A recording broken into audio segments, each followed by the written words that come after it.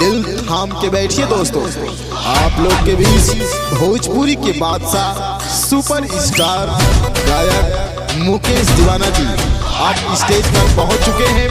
कुछ ही क्षणों में इनका प्रोग्राम चालू होगा, आनंद लीजिए, व्यस्त रहिए, मस्त रहिए।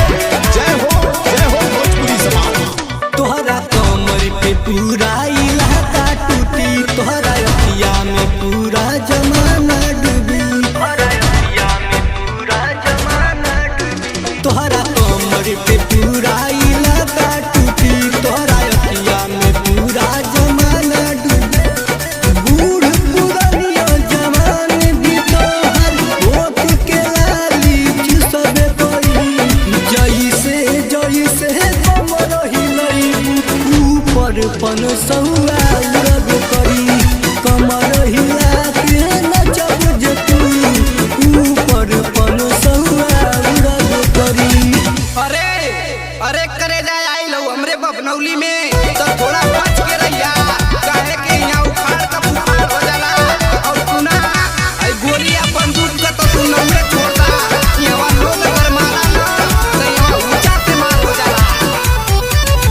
तू ना चल जे एक बेर रोकबू गोली चल जाई हो, तनी देखे देखा एगो मौका मन बदल जाई हो, मन बदल जाई हो।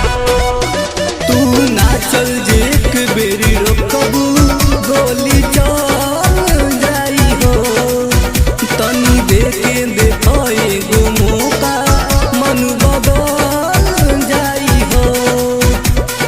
आते देखो बबनौली में नोटिस के तो खुद ही कमर हिला के नचब जे तू ऊपर पन सौआ उड़ब करी, कमर हिला के नचब जे तू ऊपर पन सौआ उड़ब करी। अरे करे जा मत कब से कहनी कि मरा धमर जियाओ जियाऊंगा, इना ऊपर दू गो भट्ठा चलेला तो हम ऊपर देनी कि हम ऊपर के कम खोई, हमरो दुपट्टा पे कट्टा चलेला।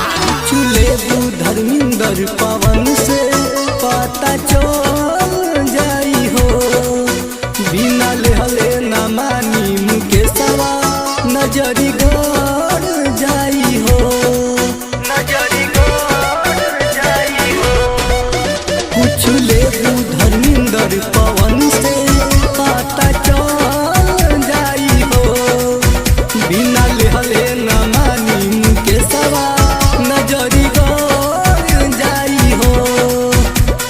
मीट सचिन औरी सतीश नोट देवेला चढ़बे करी, कमर हिला के नचब जे तू ऊपर पन सौआ उड़बे करी, कमर हिला